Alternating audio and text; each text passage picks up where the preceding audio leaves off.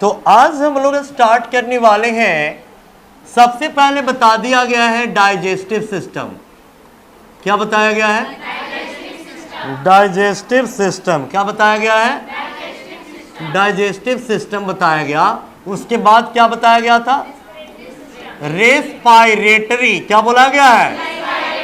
Respiratory system. क्या बोला गया है? उसके बाद क्या बताया गया?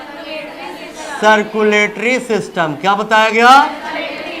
मतलब पाचन तंत्र, श्वसन तंत्र, परिसंचरण तंत्र। तो हम एक बात और बताना भूल गए कि परिसंचरण तंत्र के बारे में याद रखिएगा, जानकारी किसके द्वारा दिया गया था? हाँ, हेनरी विलियम हार्वे। क्या बोला गया? सब लोग बोलिएगा, हेनरी विलियम। हेनरी विलियम कब खोज किया गया था? 1928 ना? 1928 कब खोज किया गया था? चलिए, तो याद रखिएगा। तो अब हम लोग बायोलॉजी से रिलेटेड इसको एक बार देख लीजिएगा जी। बायोलॉजी से रिलेटेड याद रखिएगा कि हम लोग स्टार्ट करने वाले हैं एक्सक्रीटरी सिस्टम। क्या बोलने वाले हैं? एक्सक्रीटरी सिस्टम को हिंदी में क्या बोलते हैं? हाँ, उत्सर्जन। क्या बोला जा रहा है? उत्सर्जन तंत्र पढ़ेंगे आज हम लोग। क्या पढ़ेंगे? है ना? तो याद रखिएगा, उत्सर्जन तंत्र में याद रखिएगा। ठीक है। हमारे शरीर से घुलनशील यानी लिक्विडिक मटेरियल्स, है ना, घुलनशील 6 पदार्थ जो होते हैं, टॉक्सिक मटेरियल जो होते हैं, वो शरीर से बाहर निकलने की प्रक्रिया को ही क्या बोलते हैं? क्या बोलते हैं? Elimination. Elimination of soluble excretory substances from internal environment is called excretion.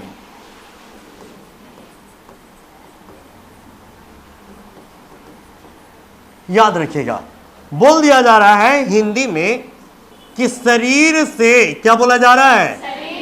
शरीर से घुलनशील। क्या बोला जा रहा है? घुलनशील 6 पदार्थ। क्या बोला जा रहा है? 6 पदार्थों का बाहर निकलना। क्या बोला गया? बाहर निकलना ही उत्सर्जन कहलाता है। क्या कहलाता है? उत्सर्जन कहलाता है। जरा एक बार पढ़िएगा सब लोग।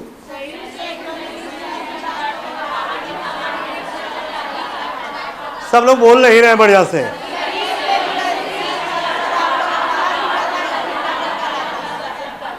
कहाँ आप है? क्या नाम है आपका? हाँ, नहीं याद है? श्रेया। ठीक है। ऐसे तो लालू यादव थे। एक बार इंटरव्यू में बोला गया कि ये कौन है, तो ये तो मीसा है। फिर उसके बाद हेमंती है। इस तरह से आते गया। चौथा जब नंबर आया ना, तो लालू जी भूल गए कि इसका नाम क्या है। ठीक है। तो वो अब सो रही है ना क्लास में? हाँ, विजया के साथ। तो देखिए, आप अकेले पढ़िए जरा इसको। आप अकेले पढ़िए। हाँ, आप ना तो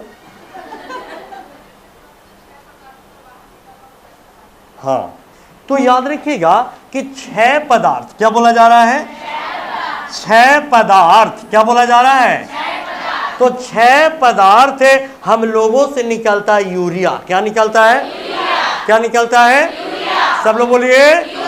हम लोगों के शरीर से 6 पदार्थ के रूप में क्या निकलता है? क्या निकलता है? तो 6 पदार्थों के निष्कर्षण के आधार पर एनिमल को अलग अलग भागों में बांटा गया है। बात समझ में आ रहा है? किसके आधार पर? 6 पदार्थों के आधार पर। किसके आधार पर? याद रखिएगा। Classification of animals on the basis of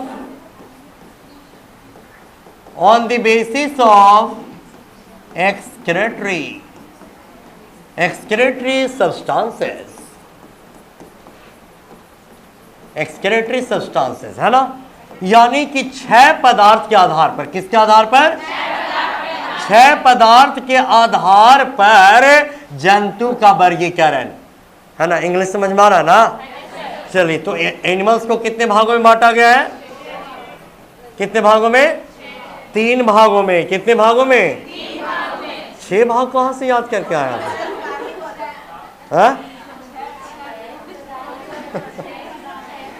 तो याद रखिएगा, बताएगा एनिमल्स को कितने भागों में बांटा गया?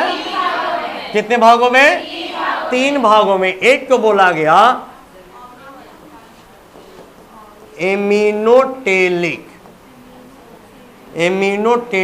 एनिमल्स। क्या बोल दिया गया? है ना। इस दूसरे को बोला गया यूरिकोटेलिक। क्या बोला गया? Uricotelic animals. क्या बोल दिया गया? आगे याद रखिएगा यूरियोटेलिक। क्या बोला गया? सब लोग बोलिए यूरियोटेलिक। क्या बोला गया? Ureotelic animals. क्या बोल दिया गया? है ना। क्या बोला गया? अब ये नाम है, इसको नाम में अगर लिखा जाए तो वही उसका हिंदी लिख देंगे। एमिनो, ऐसे एमिनोटेलिक। क्या बोल दिया गया? एमिनोटेलिक जंतु।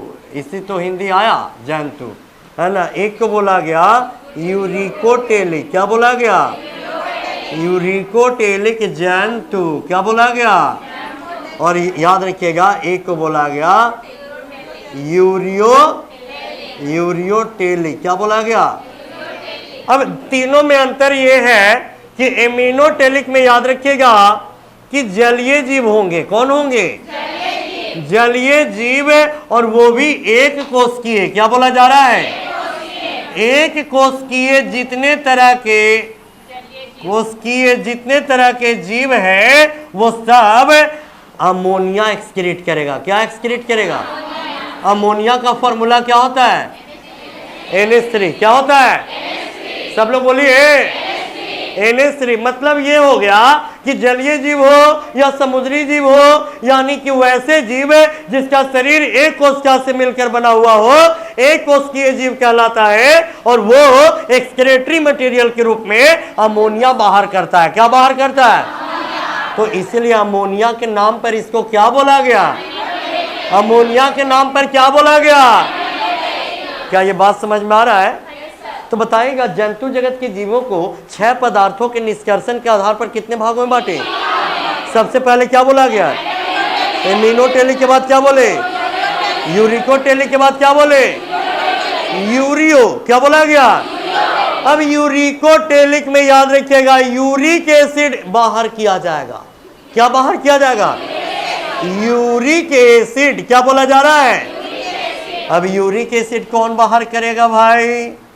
तो याद रखिएगा फीस। क्या बोला जा रहा है? फीस। एम्फीबिया। क्या बोला जा रहा है? एम्फीबिया। रेप्टाइल्स। क्या बोला गया? सब लोग बोलिए रेप्टाइल्स। वर्ड्स। क्या बोल दिया गया? ये सब क्या बाहर करेगा? वर्ड्स के बारे में तो बहुत बार क्वेश्चन आया है कि पक्षी जगत के प्राणी जो है वो 6 पदार्थ के रूप में क्या बाहर करता है? अरे क्या बाहर करता है? Uric acid. क्या बाहर करता है? लेकिन यूरियोटेलिक में यूरिया बाहर किया जाएगा। क्या बाहर किया जाएगा? यूरिया का फॉर्मूला याद है? NH2CO NH2। क्या बोलिएगा? सब लोग बोल ही नहीं रहे। NH2CO NH2। क्या बोला गया? क्या बोला गया? NH2। चलिए, तो याद रखिएगा NH2। अब फिर से आइए, कि हम लोग आज स्टार्ट किए उत्सर्जन तंत्र। क्या स्टार्ट किए?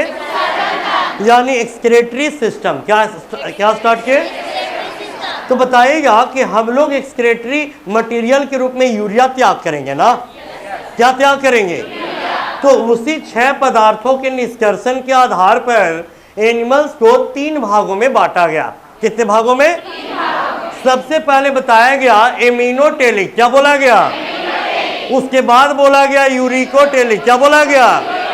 उसके बाद बोला गया यूरियोटेलिक। क्या बोला गया? यानी एमिनोटेलिक में अमोनिया बाहर किया जाएगा ना? क्या बाहर किया जाएगा?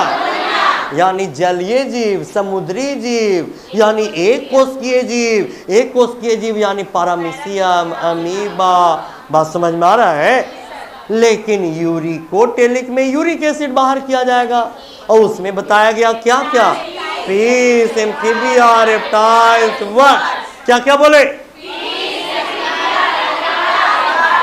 और यूरिया जो है त्याग करने वाले है ना, कौन होंगे? यूरिकोटेलिक। कौन होंगे? तो याद रखिएगा यहां पर एनिमल्स को 3 भागों में बांटा गया। कितने भागों में?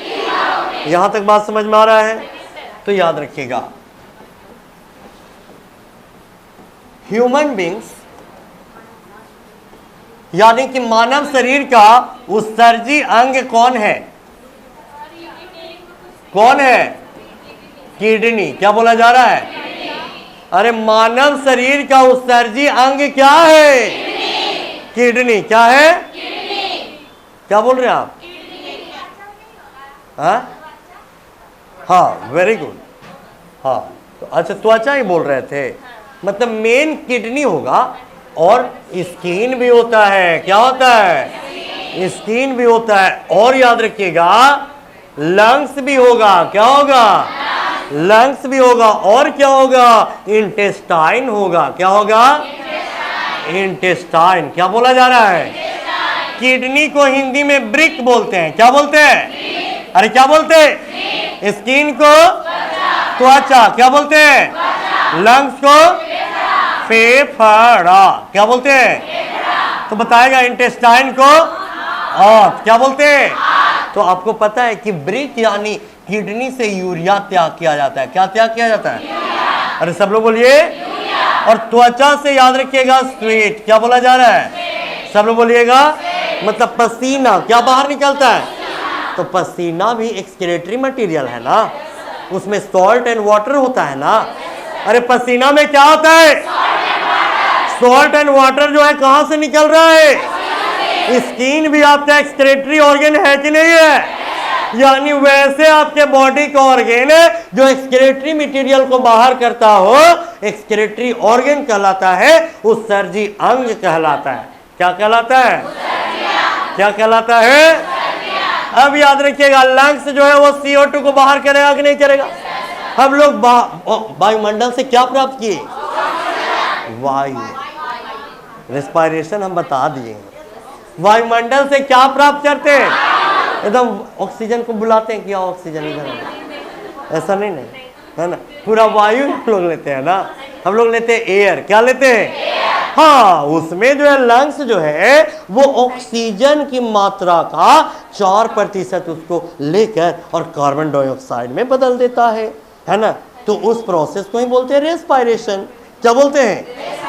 तो बताएगा लंग्स किसको बाहर करता है? किसको बाहर करता है? और डाइजेशन में तो पता ही है कि आंत जो है अनडाइजेस्टिव। क्या बोला जा रहा है? अनडाइजेस्टिव मटेरियल को बाहर करता है। किसको बाहर करता है ना? अनपचा भोजन। क्या बोला जा रहा है? को बाहर करने का काम इंटेस्टाइन करता है। कौन करता है? तो बताइएगा ह्यूमन बींग्स में एक्सक्रेटरी ऑर्गन में क्या बोला गया? किडनी क्या बाहर करता है? स्किन क्या बाहर करेगा? लंग्स क्या बाहर करेगा? इंटेस्टाइन। तो याद रखिएगा कि अब याद रखिएगा फ्रॉग। क्या बोला जा रहा है? फ्रॉग मतलब मेढक। मेढक का वैज्ञानिक नाम राणा जी हैं। राणा टिगरिना। क्या बोला जा रहा है? हाँ, राणा जी। मेढक का वैज्ञानिक नाम क्या बोलिएगा? राणा टिगरीना। क्या बोल रहे हैं? क्या बोल रहे हैं? किसी का नाम राणा जी नहीं ना है? किसी के पति का नाम? ठीक है, तो याद रखिएगा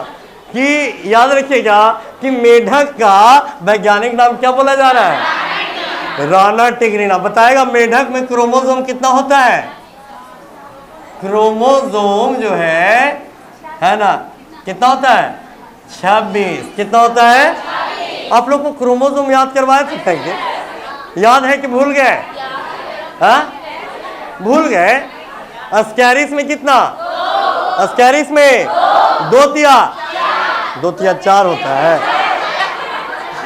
2 तिया 6 मच्छर, 6 दूना 12 मक्खी, 12 फिर से अस्कैरिस में 2 तिया 6 दूना 12। उसके बाद भूंजा बनाए थे हम लोग, मकई के भूंजा। किसका भूंजा? मकई का भूंजा बनाएंगे। तो उसको टेस्टी बनाने के लिए हम लोग निकालेंगे हरा मटर। क्या निकालेंगे? उसके बाद क्या काटेंगे? उसके बाद क्या डालेंगे? क्या मिलाएंगे? मक्का। क्या मिलाएंगे? सबसे पहले क्या निकाल लिए, फिर क्या काटे, क्या डाले, क्या मिलाए। तो अब सब में 2 जोड़ना है। कितना जोड़ना है? तो बताएगा अस्कैरिस में कितना था? 2 तिया 6 दूना 12। तो 12 के साथ अब 2 जोड़ेंगे ना। तो हम लोग सबसे पहले क्या निकाले थे? तो मटर में 14, प्याज में नींबू में मक्का। टमाटर भूल गए ना। तो टमाटर भूल गए तो 2 नहीं 4 जोड़ना पड़ेगा, पेनल्टी लग जाएगा। 4 जोड़ के 24 बोलना है। कितना बोलना है? फिर से अस्कैरिस में 2 तिया 6 दूना 12 मटर में प्याज में नींबू मक्का टमाटर भूले। और राणा जी याद हो गया? अरे बोलिए। तो बताइएगा नींबू में 18 और 36 होता है। हेप्लॉइड फॉर्म में 18 और डिप्लॉइड फॉर्म में 36 होता है। तो याद रखिएगा कि अब 36 में सब में 2 जोड़ना है। कितना जोड़ना है? तो बिल्ली में 38 होता है। कितना होता है? अब बिल्ली क्या खाती है? अरे क्या खाती है? और चूहा क्या खाती है? गेहूं। अरे चूहा क्या? और गेहूं में छिप जाता है खरगोश। कौन छिप जाता है? और खरगोश का पालन कौन करता है? अरे कौन करता है? और मनुष्य क्या खाता है? आलू। क्या खाता है? आप क्या सोच रहे थे? है? नहीं ना, सोचना भी नहीं है तो ध्यान देना है। ध्यान दीजिएगा। ध्यान दीजिए यहाँ पर कि बताइएगा कि बिल्ली में कितना बोला गया? बिल्ली में कितना? तो बताए बिल्ली में 38। तो याद रखिए बिल्ली क्या खाएगा? है ना, चूहा गेहूं। गेहूं में कौन छिपेगा? खरगोश का पालन। मनुष्य क्या खाएगा? यहां तक याद है? तो बताएगा बिल्ली चूहा। हम बोले चूहा तो वैसे की। तो बताइएगा बिल्ली में कितना? चूहा में गेहूं खरगोश मनुष्य आलू। तो आलू चिंपैंजी तंबाकू तीनों में कितना? और घोड़ा 64। घोड़ा और कुत्ता। हम बोले थे कि कुत्ता के बच्चा कै गो? 7-8 गो। ऐसे याद रखिएगा, कुत्ता का बच्चा कै गो, 7-8 गो नहीं, ठंडा के दिन में देखते हैं, है ना, एकदम मैंने सोने टहलते रहेगा, ठीक है। उसको टच भी कीजिएगा तो एकदम आवाज उसका एकदम, ठीक है। तो 7-8 बच्चा होता है। कितना बच्चा होता है? तो याद रखिएगा, कुत्ता का बच्चा क्या है वो, कबूतर में 80, कबूतर में 80, कबूतर में 80, कबूतर में 10-12 को नहीं याद कर लीजिए, ठीक है ना। हाँ, तो हम देख रहे थे मेढक के बारे में। किसके बारे में? तो मेढक का वैज्ञानिक नाम क्या बोला गया? राना टिग्रिना। क्या बोला गया? बताएगा इसमें क्रोमोसोम कितना बोला गया है? कितना बोला गया है? अब याद रखिएगा कि ये जो है उत्सर्जन जो है वो किसके द्वारा करता है? श्वसन भी स्किन के द्वारा और उत्सर्जन भी। अब याद रखिएगा, आगे हम बतलाने वाले हैं किडनी के बारे में। देखिएगा, ये रीढ़ की हड्डी बनाया जा रहा है। क्या बनाया जा रहा है? रीढ़ की हड्डी बनाया जा रहा है। ये ब्लॉक बाय ब्लॉक बैठा हुआ है बाबू, है ना, ब्लॉक बाय ब्लॉक बैठा हुआ है। रीढ़ की हड्डी ये इस तरह से पकड़िएगा, है ना, रीढ़ की हड्डी इस तरह से बैठा हुआ है। 1 2 3 4 5 6 7 8 और ऐसे पाइप लाइक स्ट्रक्चर होता है, ठीक है ना। और इसी पाइप लाइक स्ट्रक्चर में स्पाइनल कॉर्ड होता है। क्या होता है? अरे क्या होता है? और इस तरह से जो स्ट्रक्चर बताया जा रहा है, तो ये वाले पार्ट को समझिए, ये पसली है। क्या है जुड़ा हुआ? है ना, इधर से भी पसली जुड़ा हुआ है, इधर से भी, और ये ब्लॉक बाय ब्लॉक जुड़ा हुआ है। और इससे क्या जुड़ा हुआ है? पसली। क्या जुड़ा हुआ है? और ये पाइप लगा स्ट्रक्चर में क्या भरा हुआ रहता है?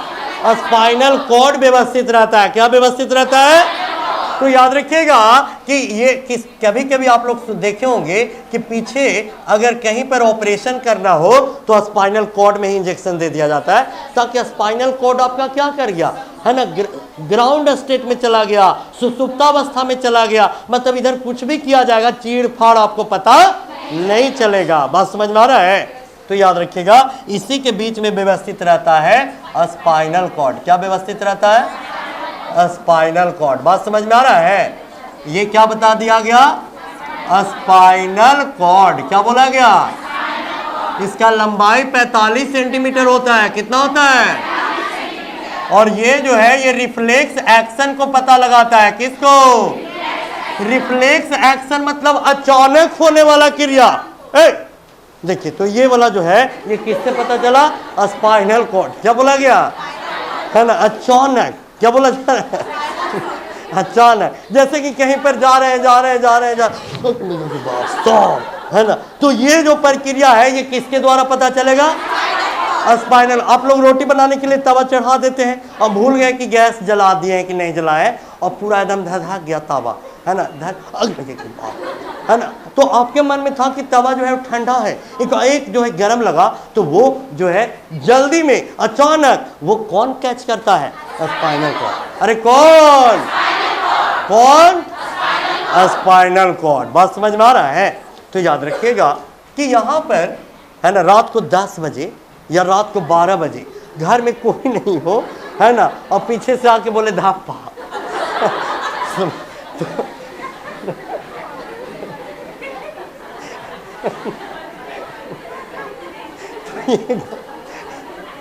ये कौन पता लगाएगा? Spinal cord. कौन पता लगाएगा? अब आइए, इससे जुड़ा हुआ होता है किडनी। क्या जुड़ा हुआ होता है? किडनी जुड़ा हुआ होता है। कौन जुड़ा हुआ रहता है? अब किडनी का कलर जो है वो डीप रेड होता है। क्या होता है? अब देखिएगा, किडनी इस तरह से, यहाँ पर ये रीढ़ की हड्डी है ना, अरे हाँ ना, तो देखिएगा जहां पर दोनों अंगूठा है वहीं पर किडनी होता है। क्या होता है? किडनी। जब भी यहां पर दर्द महसूस हो, समझिए कि किडनी में दर्द हो रहा है। बात समझ में आ रहा है? तो याद रखिएगा, ये शरीर के पीछे वाले भाग में होता है। क्या होता है?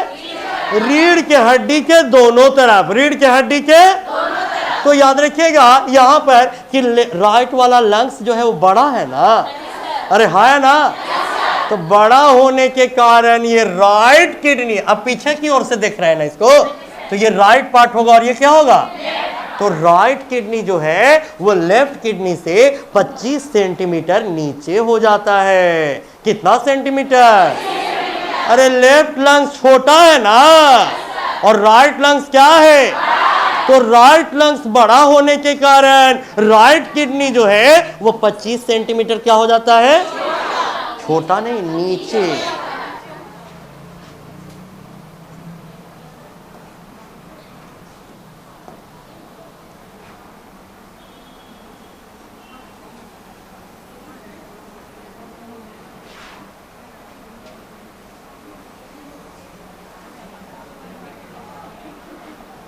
ध्यान दीजिएगा यहां पर बोर्ड तरफ कि ये किडनी का बेस यहां है और ये किडनी का बेस यहां है। तो जरा ध्यान से देखिएगा, ये कितना सेंटीमीटर नीचे बताया जा रहा है?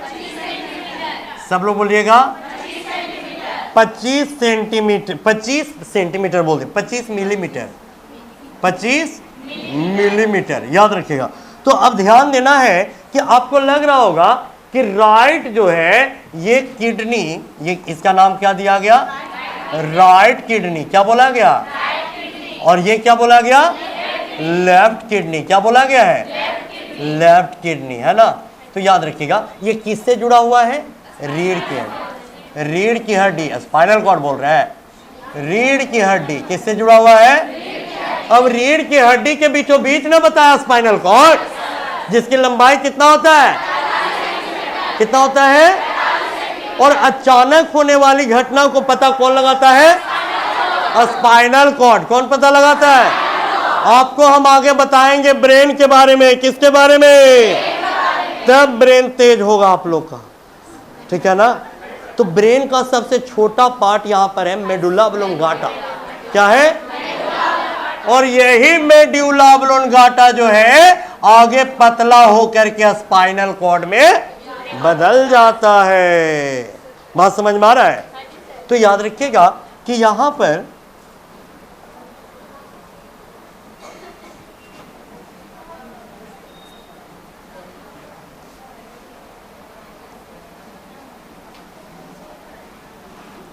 अब देखिए, यहां पर देखिएगा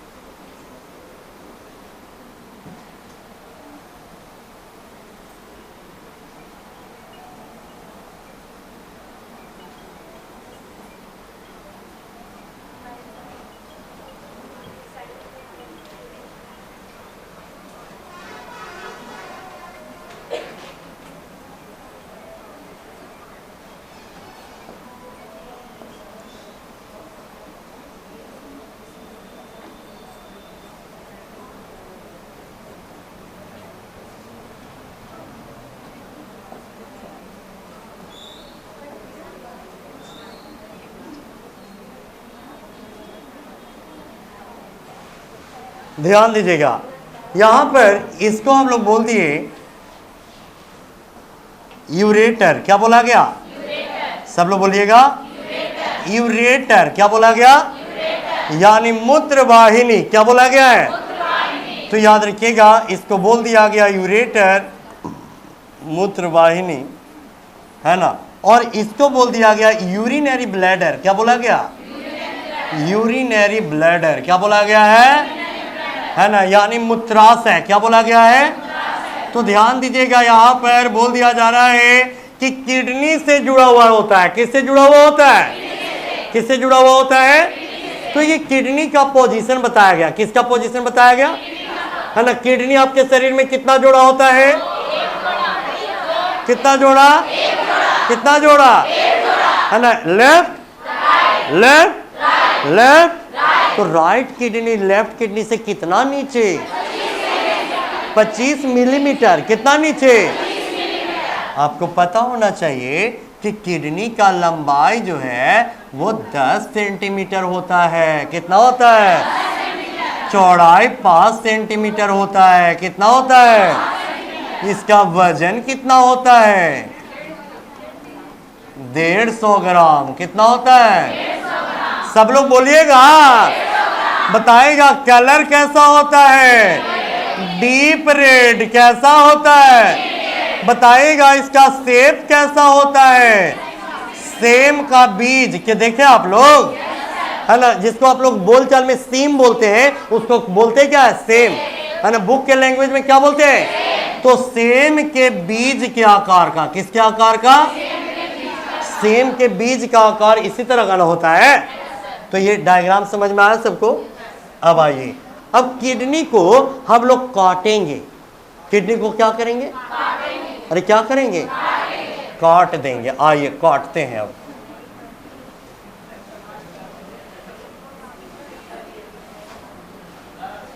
हाँ,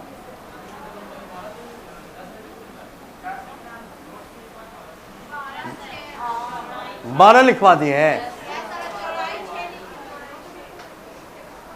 तो 12 और 6 ही होगा। एवरेज आपका 10 और 5 होता है। आइए देखिए, समझिएगा ध्यान से। यहां पर ओह, कलर चेंज नहीं हो रहा है। अरे भाई,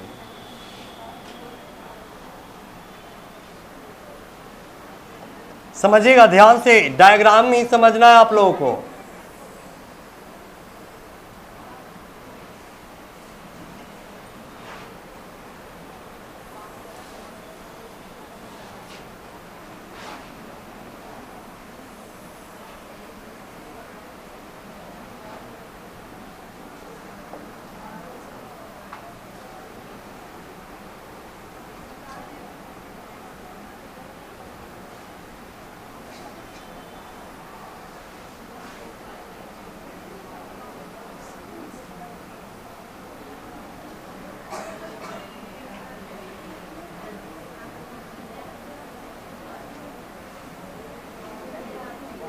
बात नहीं कीजिए, आखिर देखिए कि डायग्राम कैसे बनाया जा रहा है।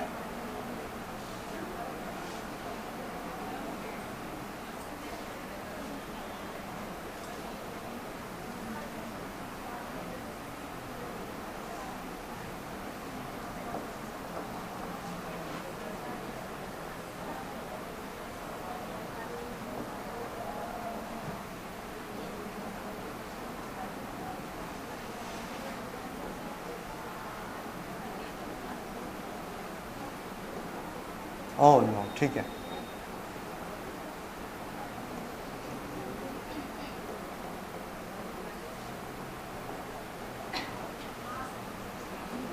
चलिए, हाँ ध्यान दीजिएगा।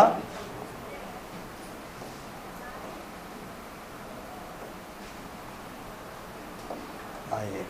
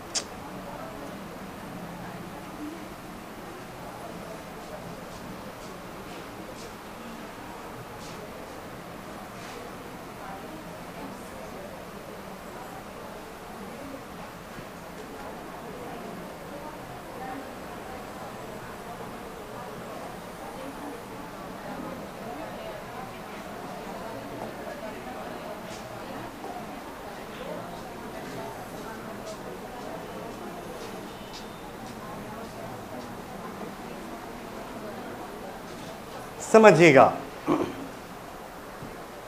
यहां पर ध्यान दीजिए।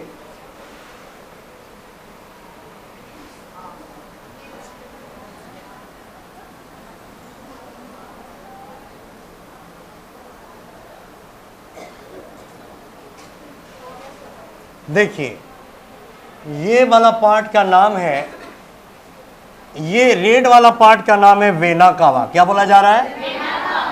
Vena cava. क्या बोला जा रहा है? सब लोग बोलिएगा।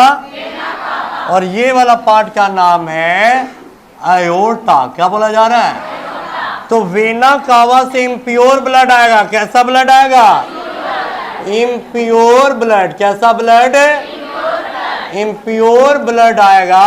इसमें ब्लड आ रहा है, और इससे ब्लड जाएगा, ठीक है ना।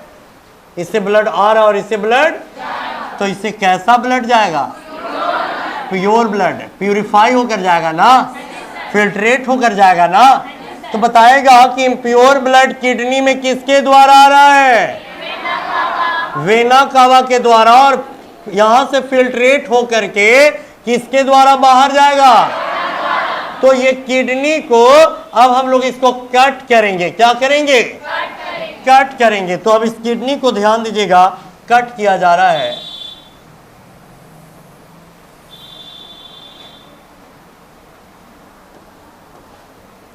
ये बताया गया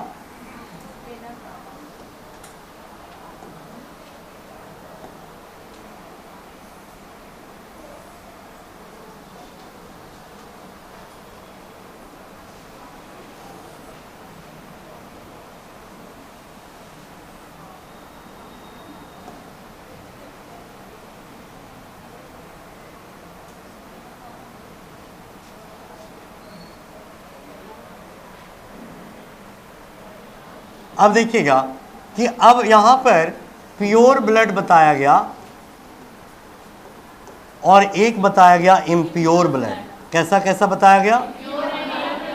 प्योर ब्लड और, तो हम आपको सर्कुलेटरी सिस्टम में जो बताए थे, तो प्योर ब्लड का मीनिंग बताया गया था क्या? कि जिसमें ऑक्सीजन प्रेजेंट हो। क्या प्रेजेंट हो? क्या प्रेजेंट हो? और इम्प्योर ब्लड उसे बताया गया जिसमें CO2 हो। क्या हो? लेकिन यहां पर प्योर ब्लड और इम्प्योर ब्लड समझिएगा कि ब्लड में क्या बोला जा रहा है? अगर यूरिया, क्या बोला जा रहा है? यूरिया अगर एब्सेंट होगा, क्या होगा?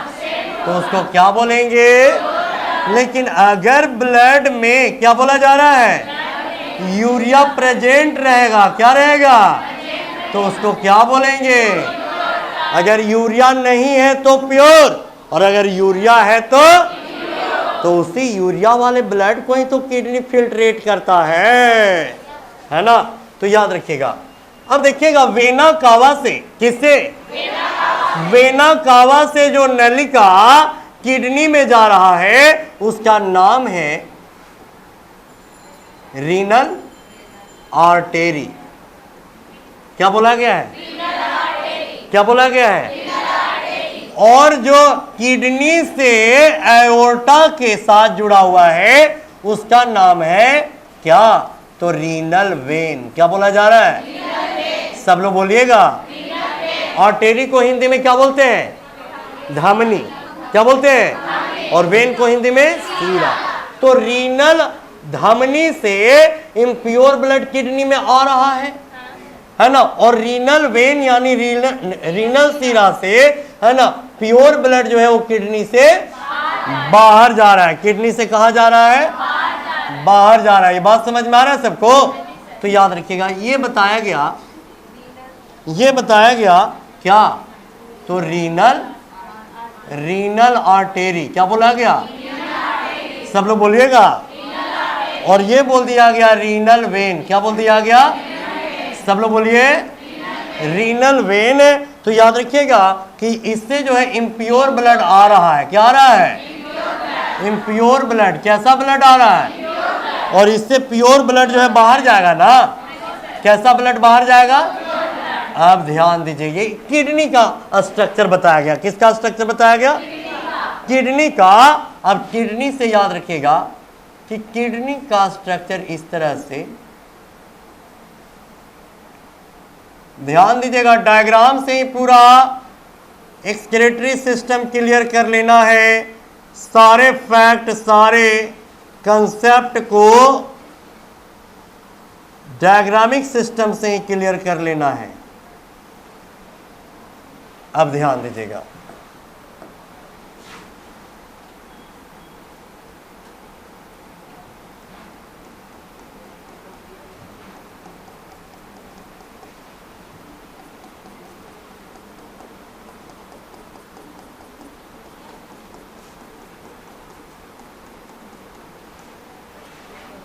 बात समझ में आ रहा है?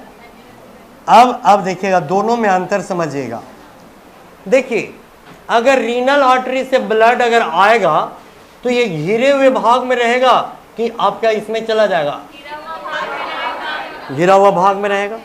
तो बताएगा किडनी का कितना पार्ट बताया जा रहा है? अरे कितना पार्ट? कितना पार्ट? 2 पार्ट बतलाया जा रहा है। कितना पार्ट बतलाया जा रहा है? 2 पार्ट बतलाया जा रहा है। एक देखिए कॉपी, हाँ 2 पेज देखिए, ठीक है।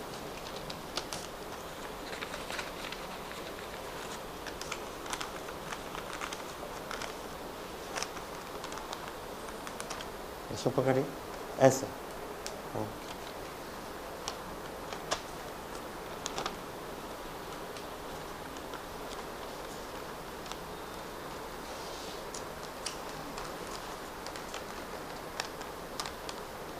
ध्यान दीजिएगा।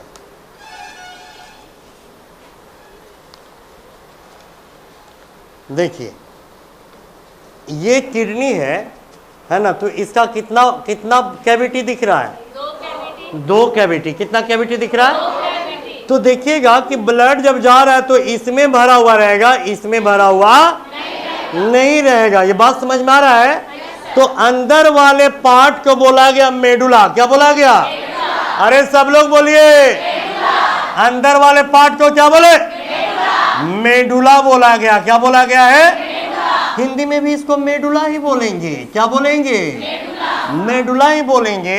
और याद रखिएगा कि ये जो बाहर वाला पार्ट जो है ना, इसको बोला गया कॉर्टेक्स। क्या बोला गया? अरे क्या बोला गया? कॉर्टेक्स। क्या बोला गया? कॉर्टेक्स बोला गया। क्या बोला गया? ये बात समझ में आया सबको? तो बताएगा किडनी का कितना लेयर बताया गया? कितना लेयर? एक अंदर का भाग और एक, तो अंदर वाले को, बाहर वाले को।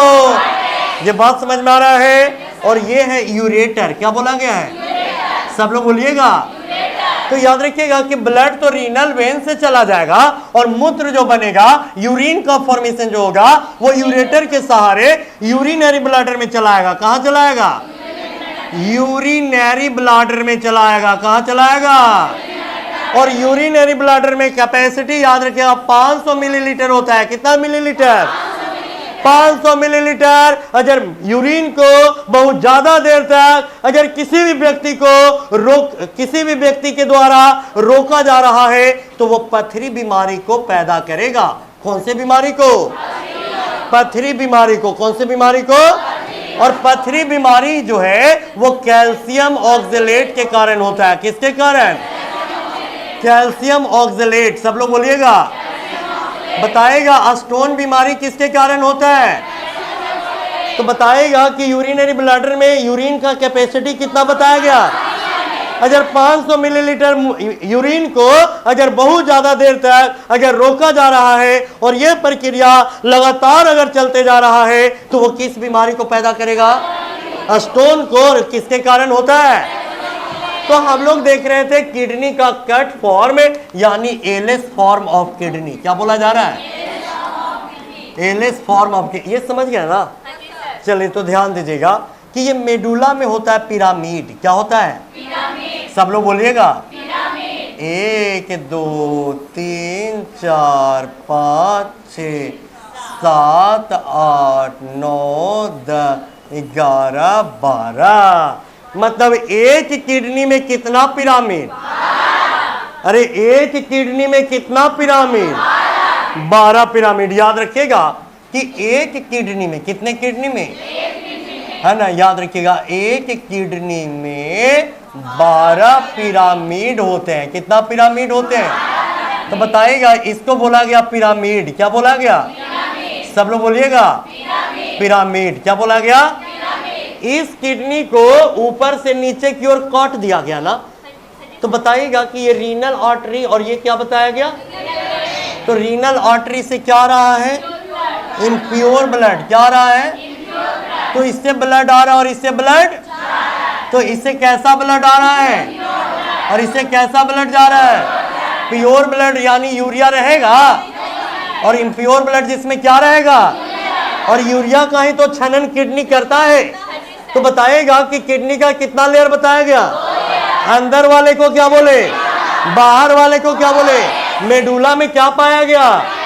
पिरामिड की संख्या। अरे बोलिए। और इसी पिरामिड में होता है यूरिनिफेरस ट्यूब्यूल्स यानी नेफ्रॉन। क्या होता है? आप लोग पढ़ते होंगे लूसेंट स्पीड में कि किडनी का इकाई क्या होता है? नेफ्रॉन। क्या होता है? जैसे इस दीवार को तोड़ेंगे हम लोग तो क्या निकलेगा? ईंट निकलेगा कि नहीं निकलेगा? तो इसमें किडनी में जो नेफ्रॉन जो यूनिट होता है वो कहाँ बैठा हुआ है? पिरामिड में। कहाँ बैठा हुआ है? पिरामिड में बैठा हुआ है। इस तरह से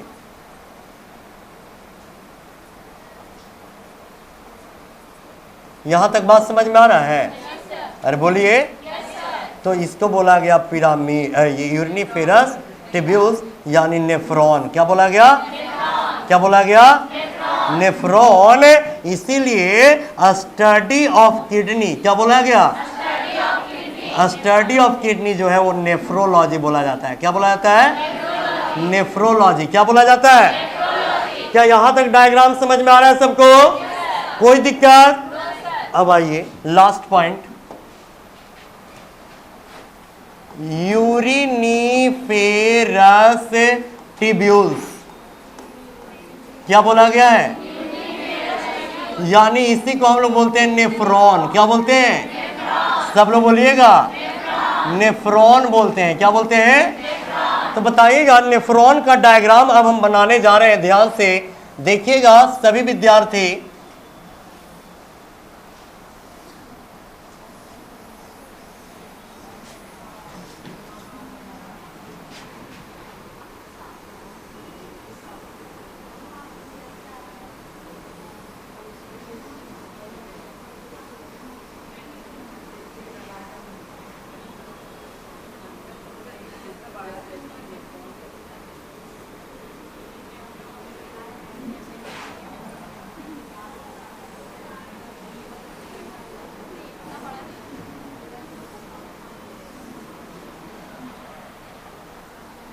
बात समझ में आ रहा है सबको?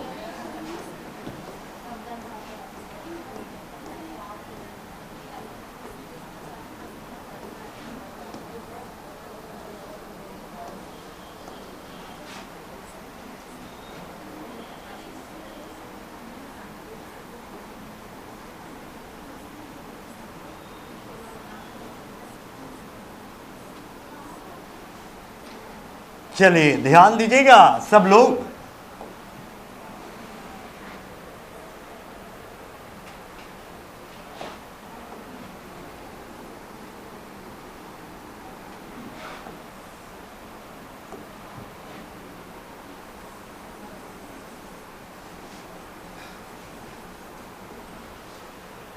ठीक है, तो ध्यान दीजिएगा सब लोग कि ये बनाया गया नेफ्रॉन का डायग्राम। किसका डायग्राम बनाया गया? अब हम बताएंगे फॉर्मेशन ऑफ यूरिन। अब देखिएगा कि ये कटोरी के जैसा संरचना जो दिख रहा है इसका खोज किए थे वाउमेंस। किसने किए थे? वाउमेन। कौन किए थे?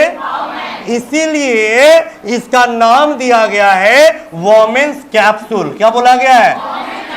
अब सब बोल ही नहीं रहे हैं। वाउमेंस कैप्सूल। क्या बोला गया है? तो बताएगा इस कटोरी लाइक जैसे संरचना का खोज किसने किया? इसीलिए इसका नाम क्या दिया गया? अब देखिएगा कि ये जो है ये छन्ना पत्र है, यानी छन्ने पत्र के जैसा। अच्छा आप लोग चाय बनाते हैं ना? बढ़िया से सोचिएगा, चाय बनाते हैं ना तो चाय को डायरेक्ट बना के पी जाते हैं कि उसको छानते हैं ना? तो जितना भी अवांछनीय पदार्थ होता है वो छन्ना पत्र में क्या हो जाता है? छन जाता है और चाय का लिक्विड मटेरियल नीचे गिर जाता है ना? अरे बोलिए। तो यहीं पर यूरिया जो है कि छनन क्रिया, और इस छन्ने पत्र वाले संरचना का नाम है ग्लोमेर्युलस। क्या बोलिएगा? ग्लोमेर्युलस। सब लोग बोलिएगा। सब लोग बार बार बोलिए। बताइएगा फिल्ट्रेशन का प्रक्रिया कहाँ होता है? फिल्ट्रेशन। क्या बोला जा रहा है?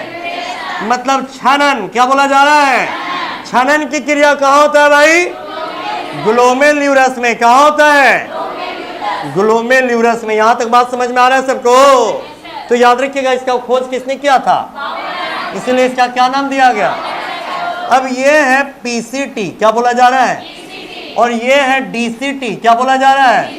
और इसका खोज हेनलिस किए थे। कौन किए थे, हेनलिस। यू लाइक स्ट्रक्चर दिख रहा है, तो इसीलिए इसको बोला गया है, याद रखिएगा, लूप। क्या बोला गया है, लूप ऑफ हेनलिस। क्या बोला गया है, क्या बोला गया है। अब ध्यान दीजिएगा यूरिन का फॉर्मेशन कैसे होता है। ये इम्प्योर ब्लड यहां से आया।